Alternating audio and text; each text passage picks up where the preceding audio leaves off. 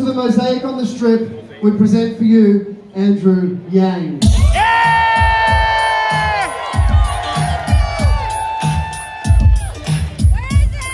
Right?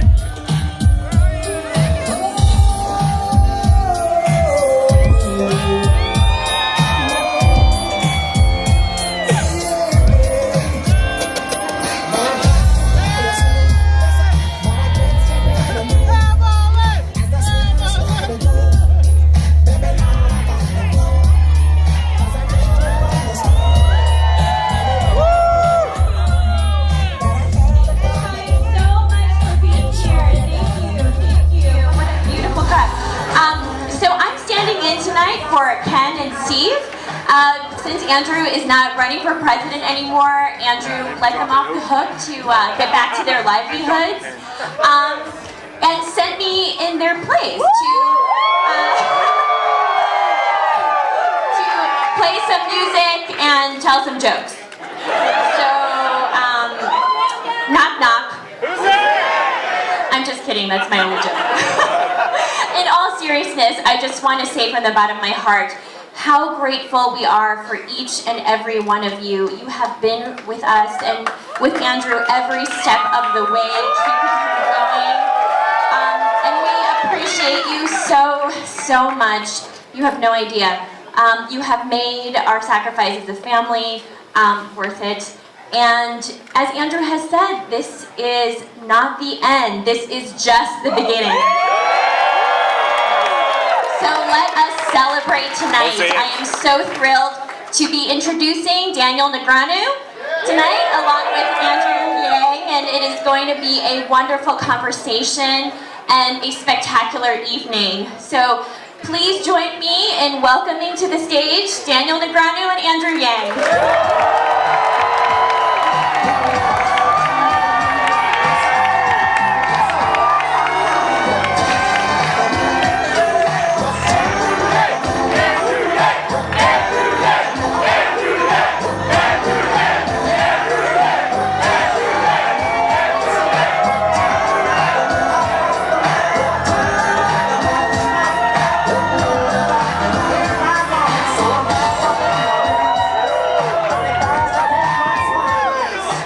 Hello, Las Vegas. Thank you so much. Just want to give a special thank you to my incredible wife, Evelyn. Let's give her a round of applause.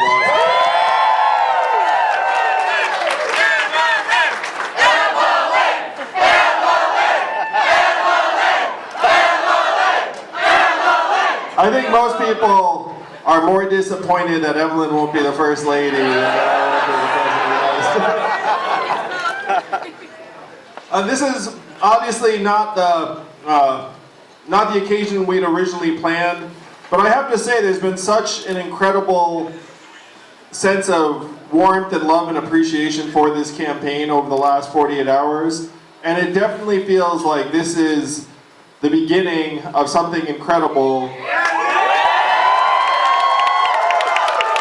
or really the end of a first chapter of a movement that is gaining in strength than it is a conclusion. So I hope you feel a sense of accomplishment and pride in what we've already accomplished, and you have not seen anything yet. Thank you so much, Las Vegas.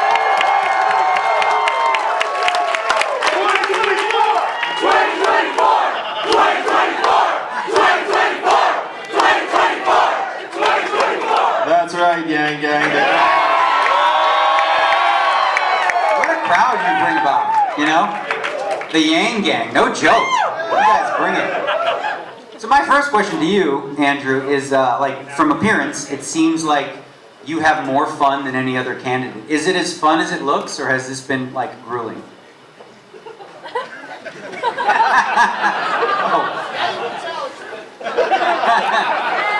So on one of my first trips to New Hampshire, the chairman of the Democratic Party of the state, Ray Buckley, said to me, well, I actually asked him, because he's been chairman of the Democratic Party of New Hampshire for literally something like 30 years. So if you can imagine all of the candidates he has seen come through New Hampshire over those years. And so I sat down with him and I said, hey, do you have any guidance for me? And he said, people can tell if you're enjoying yourself. And if you are enjoying yourself, then it will actually make people want to support you and follow you. And he also said, it's like, you can, like, people in New Hampshire can tell if you're not enjoying yourself too, and then you're just gritting your teeth through everything. And he said those candidates don't tend to do very well. So I heard that, and I said, well, I like enjoying myself more than not enjoying myself. And apparently enjoying yourself is actually a competitive advantage in this context. So I should really try and have a good time. Yes. No, the other mechanics of running, that you're in an SUV typically, like in some occasions a bus, but like 9 times out of 10 an SUV. So imagine riding in an SUV with a candidate. There are 3 or 4 of you in the vehicle. The vehicle has like Twizzlers and, you know, like just random snacks because you generally don't have time for a meal. There are like wrappers everywhere. And imagine if you're trapped in that vehicle with this person hours and hours a day, and that person's grumpy. And they're your boss. You know, like, so if you were on that team, you'd be like, oh my gosh, this is like such a slog. So I always wanted to try and keep the atmosphere positive and light for my team because I was sensitive to the fact that I don't think any of us likes riding in a vehicle with our boss. Just generally, you know? It's like if you had to fly somewhere with your boss, like the last thing you want to do is be sitting next to them on the plane. So imagine that just revved up day after day after day. So I thought that having a good time was not just important for appearance's sake, but for maintaining the morale and positivity of the people around me. Because people take their cues from you if you're leading an organization. And so if you're in a bad mood, then everyone all of a sudden becomes in a bad mood around you. And that was the last thing I wanted for my team.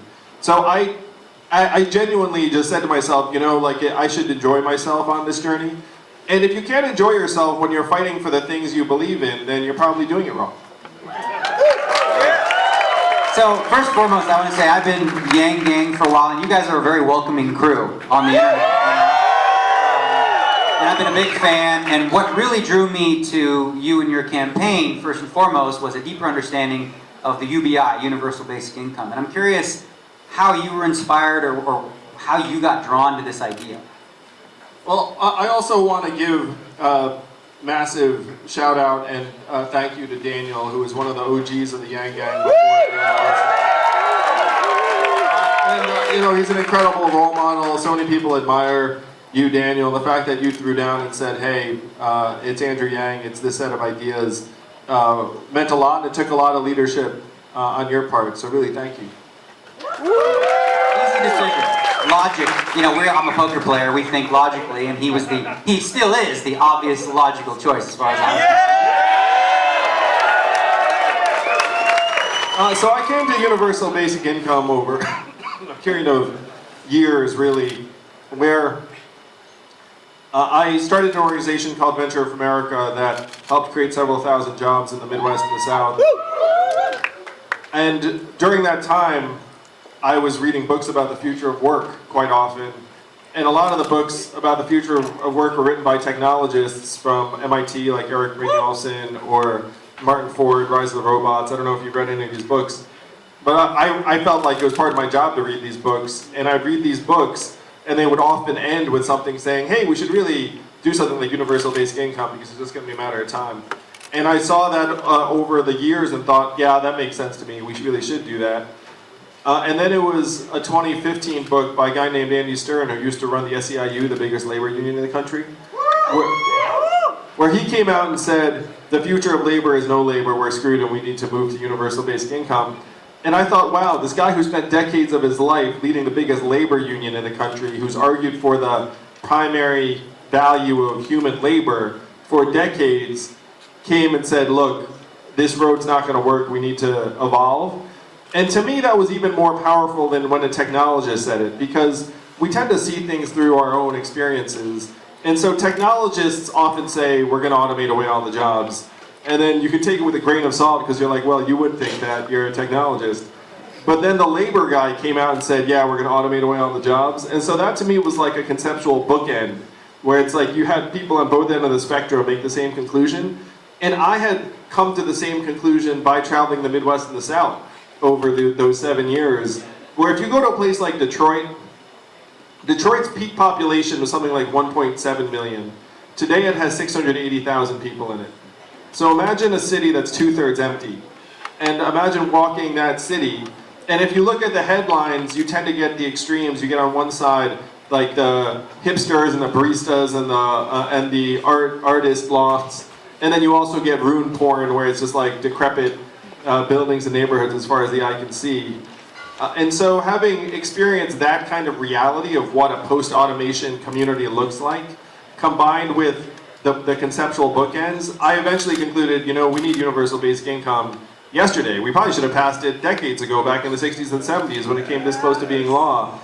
And as an entrepreneur, you kind of have two attitudes about things. Number one is someone else will do it. That almost never works. Right? It's like, someone else will take care of it. And then number two is like, well, I should do it. And so it was really over a period of years that I concluded we needed universal basic income some time ago. And it also hit me that no one was going to make this happen. And I checked. Before I decided to run for president, I called around and was like, hey, anyone who run for president, universal basic income? I went to the universal basic income conference. And showed up and was like, hey, anyone actually going to do anything about this? And I was like, no. We're just going to talk to each other about it. And I was like, well shit, that's not going to do anything.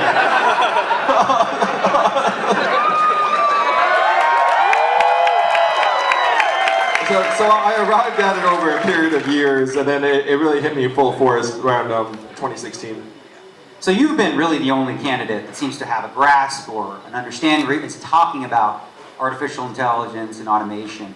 What makes you so sure that this leads to job loss? Because a lot of people, detractors may say that well, it creates new jobs. I mean, what is it first of all that you believe that it's inevitable, and how do you combat this theory that new jobs will be created to level it off?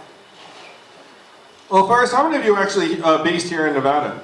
Oh, is that most people? So Nevada is actually number one in the entire country, all 50 states, for the proportion of jobs that are likely to be impacted by automation because of the nature of the industries here in the state.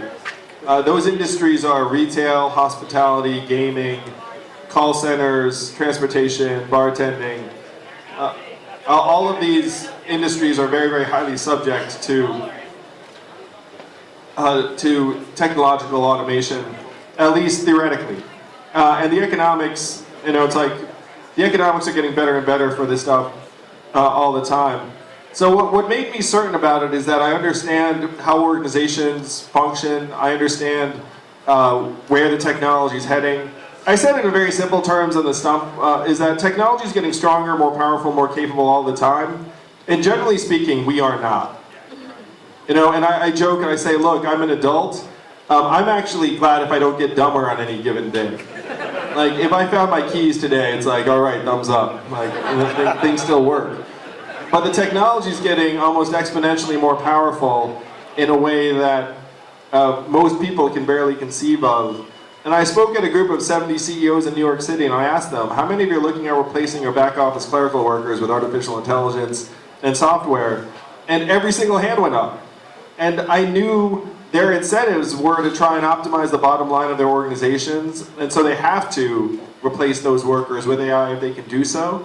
And so the question is, do we think that AI is going to be able to do the job of an average call center worker sometime in the next number of years? And the answer to that seems to be almost like 99.999% yes, because if you look at your interaction with a customer service representative, you don't need genuine artificial intelligence. You need a decision tree with probably hundreds of prompts and software that can detect changes in your tone of voice.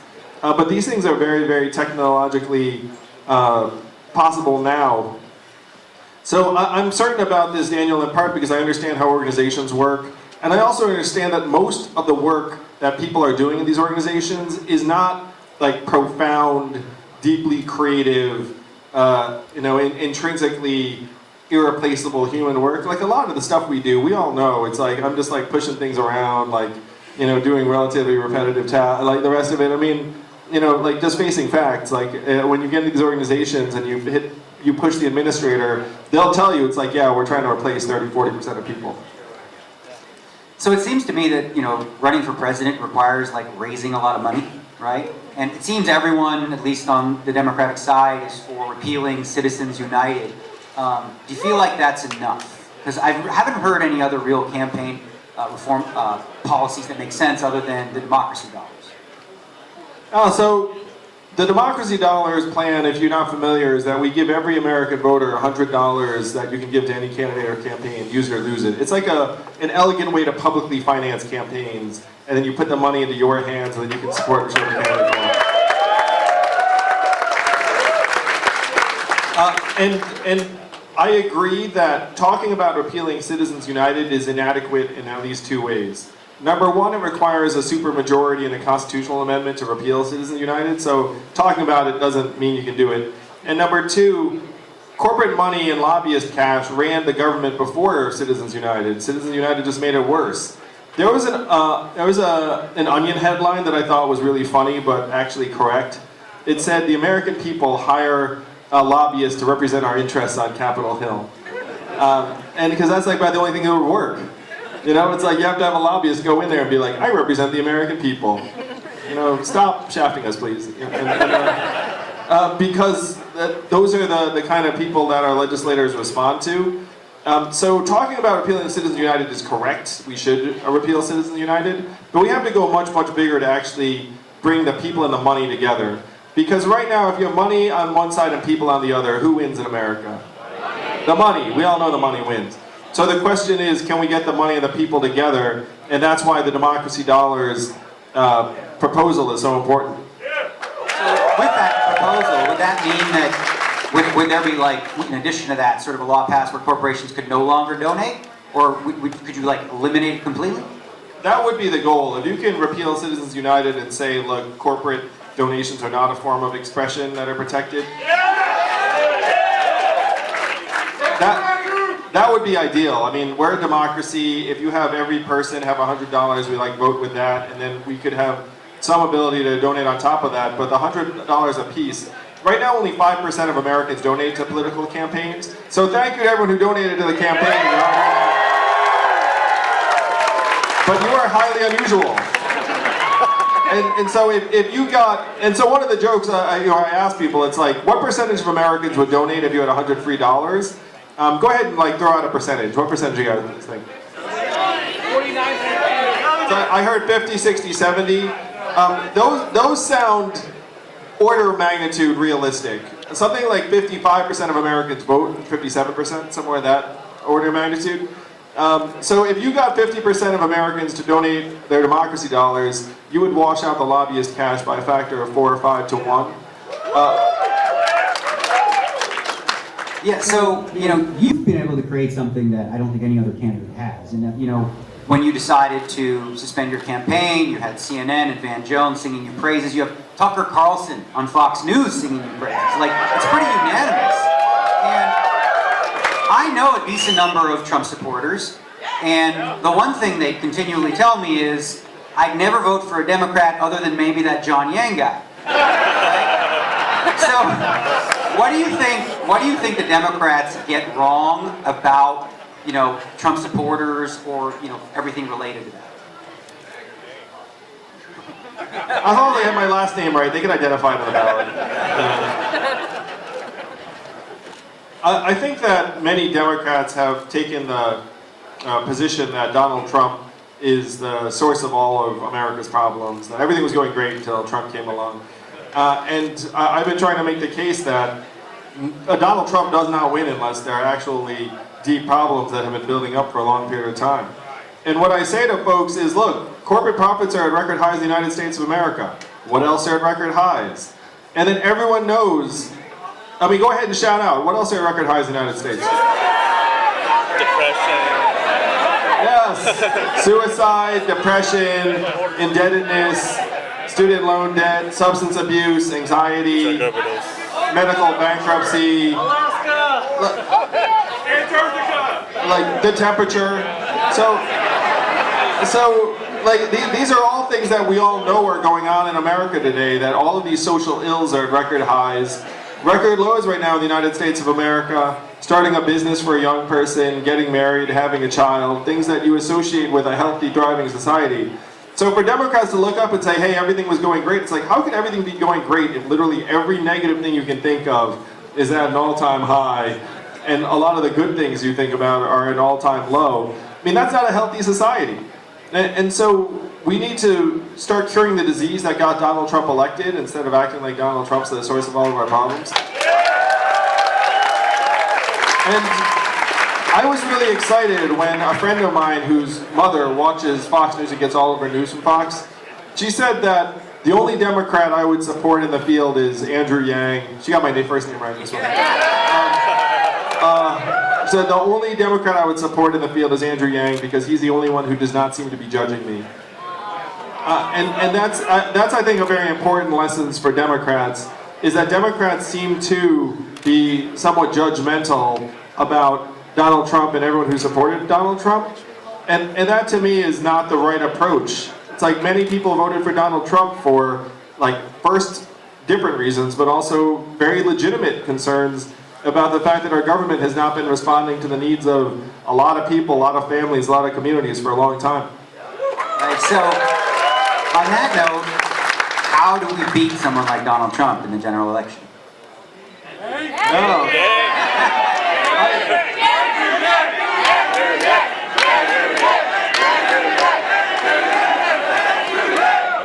Yeah, I genuinely think I would have beaten Donald Trump in the general election.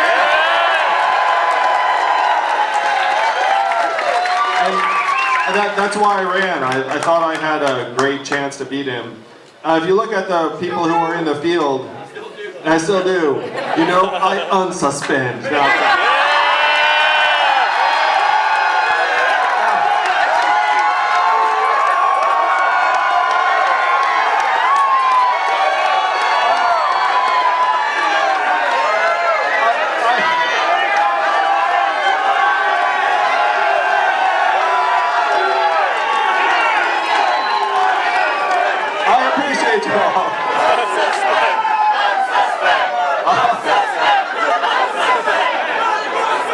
I appreciate that a great deal. We'll be back, gang, don't worry. But in terms of beating Donald Trump in the fall, it's so interesting because, like, I know obviously many of the candidates pretty well at this point. They all gave me a call over the last number of hours. Popular guy. Yeah, I was very popular over the last 48 hours. I gotta say, there are a lot of people blowing up my phone. I'm inclined generally to say, look, this is what this process is about, is that, like, someone is going to emerge or a nominee, and then I'll support that person in the general. But it is a tough call to see which of the people in the field is going to be able to beat Donald Trump in the fall. I think Trump's going to be very, very formidable. Is going to have significant levels of resources, and many, many Americans who are very bought in. And so it's going to be a tough race in the fall. And I don't think anyone looks at the Democratic field and says this particular person is like 100% slam dunk. So you put out a tweet a few months ago that really got everyone in the poker community super excited about online poker. You said something very logical and practical, and we're all like, yes, this is our guy. The state of online poker now in the US is it's regulated in Nevada, in New Jersey, Delaware, Pennsylvania, at the state levels. Do you see a possibility for something to be passed at the federal level, or is this something that needs to be just done state by state? I 100% think this should be done at the federal level.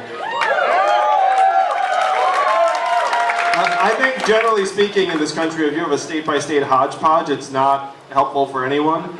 And this applies to the legalization of marijuana as well. But I have to give credit to the folks here in Nevada, where it was someone here in Nevada. You might even be in the room if you're here. Oh, you're here? Nice stuff.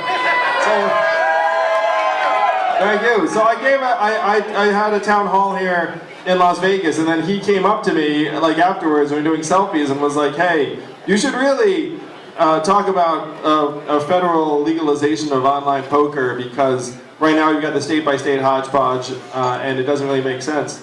And so I heard that and I was like, instinctively I was like, yeah, this guy's right. You were right. And you know, what's funny is these are the kinds of problems that most politicians don't talk about. But to me, these are the problems we should be talking about, because, like, you know, it would clarify the state-by-state set of rules. It would make it so that certain people are able to trust more so in, like, the companies that are administering these. It would also make it so that people who make a livelihood in this space would have greater clarity and protection. And so, like, So when Noah said to me, hey, you should really come out for the federal legalization of online poker, because it would bring this business back onshore. Right now everyone's using these weird, janky, not all of them, because there's some domestic stuff too and you can do it within the state, but like a lot of people are using these offshore sites, and I was like, why the heck are we pushing this stuff out of the country? It's like we should be bringing it in and just make it easier for you to trust and like have odds that you trust, and just legalize it at the federal level. So when Noah suggested this to me, I was like, this reminds me of a lot of other issues that we're attacking in a way that does not make any sense. We should have an approach that works for the entire country. So you clearly created a movement, right? Yang Gang, super passionate. Right? Obviously, you know, a lot of people were disappointed, you know, after New Hampshire when you decided to suspend. So what do you tell these people? What's next for the Yang Gang movement? Because it doesn't stop here, right?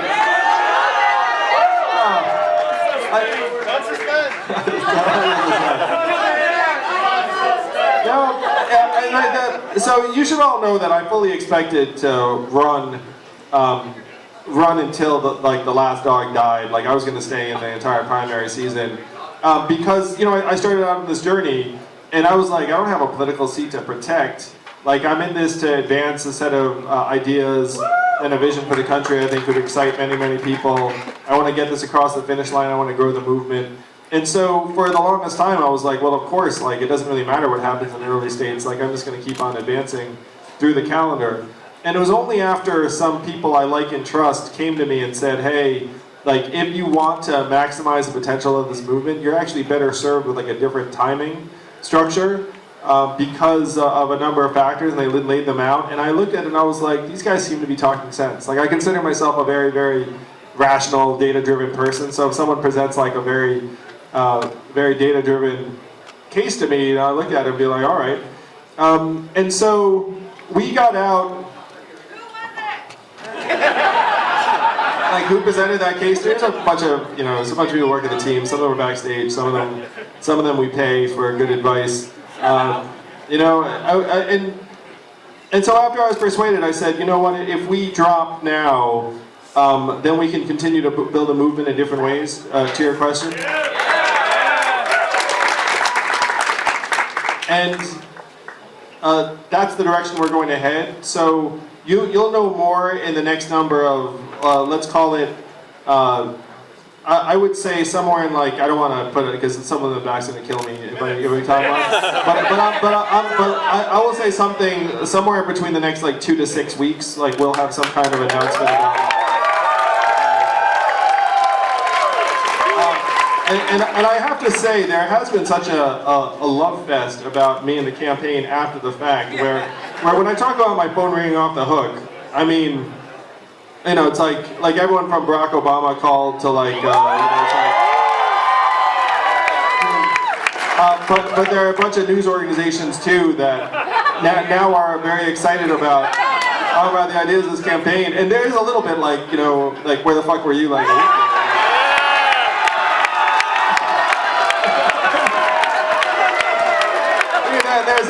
there's of course a little bit of that, because you're like, you know, like, this would have been nice, like,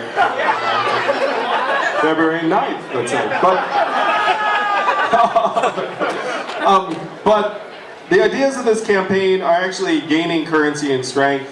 And the really funny thing is that it does seem to me over the last 48 hours that my no longer being a presidential candidate has actually enabled more people to be like, okay, now that you're out, like, your ideas are actually like the most important things that actually is. So I'm very, very proud of the fact that we ran a campaign that in many ways transcended politics. that there's like a war of ideas that we can still wage and still win outside of the mechanics of a primary race. And I think that's great. You know, it's like there were some things I was doing on the trail that were very, very helpful if you were running for president, but may or may not be the best way to advance the ideas, the goals, on a larger scale. So I'm going to take advantage of this period to try and advance the ideas of this campaign on the largest scale possible throughout the country. Last question I got for you. So obviously you're like the belle of the ball, or whatever they call it, where every other candidate is looking to, I mean, I've been on Twitter and it seems like every camp is like, join us, please, right? So everyone wants a piece of Andrew Yang. What would it take for a candidate to get an endorsement from you? Again, right now I'm inclined to let the democratic process play out, and I will back wherever the nominee is. But I've already come out and said, look, if you stand up and say we should give every American $1,000 a month, and you make the ideas of this campaign very, very important and central to yours, and you do it in like a way that's clear that this is going to be top of your agenda as president, I've already said to the field, like, look, if you come out big for universal basic income, then the odds of my endorsing you would be like very, very high, like in a significant time frame. What if Trump said UBI? Yeah, right. That's a very. No, if anyone comes out for universal basic income, then the odds of my endorsing them would be like very, very high in that, you know, relative time period. And again, they all have my phone number, so they know how to get in touch with me. So that would be one very, very big move. Like others, they have been talking to me about, and I think it's safe to say that if we win, like there's a high chance that I'd want to try and take a role in the administration. If it was in a high enough impact role, we could start solving some of the problems. I think I said in the Atlantic, it's like I'm not a dick, so like if you, so if you want us to do some work, you know, like I'm happy to do work. Yeah, so Vice President and Secretary of Technology are two roles that I've come out and said, because we really do need to catch our government up on technology policies in like the worst way. We're like so far behind. And so I will say the other candidates are calling my team and I, trying to get me to see if there might be a way to endorse. And the timing is such that those conversations are hot and heavy now because the field is very much trying to sort itself out over the next 2.5 weeks. And the people here in Nevada will have a very, very big voice in that. So to the extent that you want to make your voice heard, I will also say that Andrew Yang is still on the ballot here in Nevada. So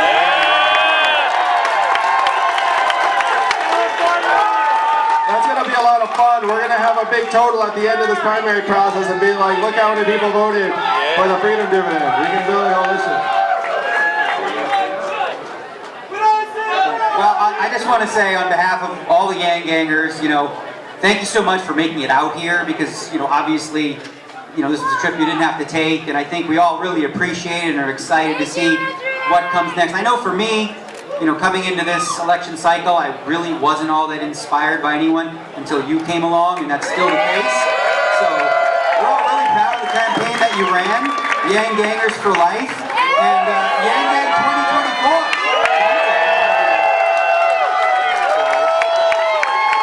Thank you, Daniel. Thank you, Las Vegas. I love you all.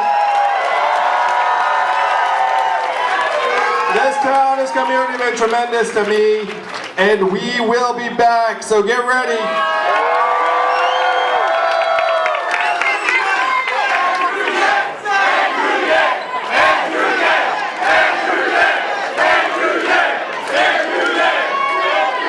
Thank you, Las Vegas. You guys are the best. You haven't seen anything yet. Keep an eye out, because the Yang Gangs will just keep on growing, and we're going to help advance our way of life to make this economy work for our people, our families, our values. Let's make it happen. Thank you all so much. Thank you, Dan.